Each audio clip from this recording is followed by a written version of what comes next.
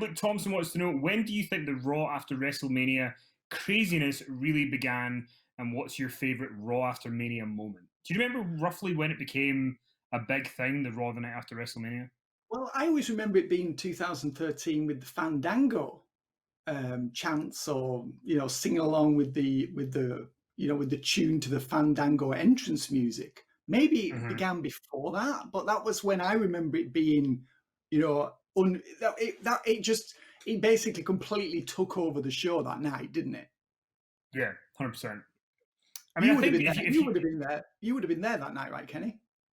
yeah, because when we left WrestleMania 29, one of the worst WrestleManias to ever go to live, on the train back from New Jersey to New York, everybody on the train was doing the Fandango song. So Yeah. then by the time people got to Raw, it was like that was all they wanted to do.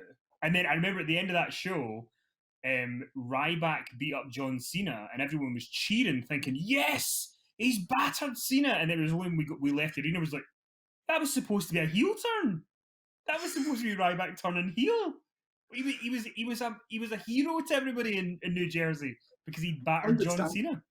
And to me as well, of course. To you.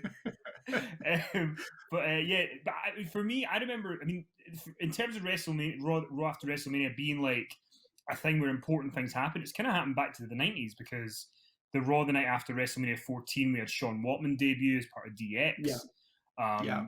2003 we had Goldberg debut to attack The Rock. Yes. 2002, I think Brock Lesnar debuted the night after WrestleMania 18. Like, they've always kind of tried to do something for the most part the night after WrestleMania to, do something that will kind of propel a new time in the company. Have you got a favorite moment though from a Raw after WrestleMania?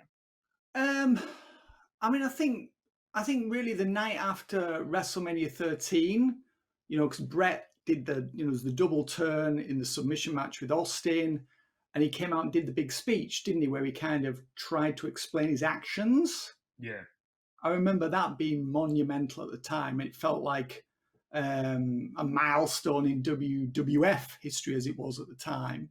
I mean, the question I thought was in reference to the craziness from the crowd. And that's certainly, as I recall, started in 2013.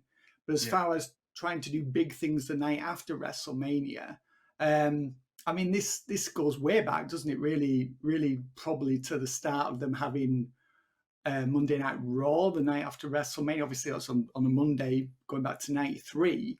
And WrestleMania would be the end of the booking calendar. And then Raw the next night would traditionally be the start of the new calendar.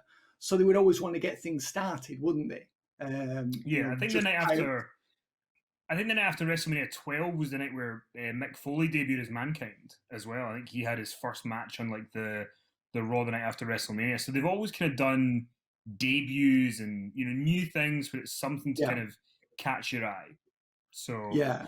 I mean, yeah. I mean, um, as you say, it goes way back to the '90s, doesn't it? I mean, if you go back to the night after WrestleMania 14, I mean, that was really. I mean, I know that was really when Austin McMahon started proper, full on, wasn't it? The night after yep. WrestleMania 14, so that felt huge. That was you knew when that occurred on the night that this was the start of something monumental, and obviously it was. We didn't quite know how big and for how long that would run, but we knew that something had changed. So yeah, it goes way back to the '90s, And really, when the I night after remember WrestleMania became a big thing. that the after WrestleMania 14, I remember going to Mayhem in Manchester the following week at the 9X Arena, and my mum and I went down on the Friday, and we were staying at the Satchis Hotel in Manchester. And what would Yeah, happen at that point? Because in 1998, Raw was on the Friday night, so you would go down to the bar in the hotel and be like, "Can you put Sky Sports on?" And that would be the way that you could watch Raw.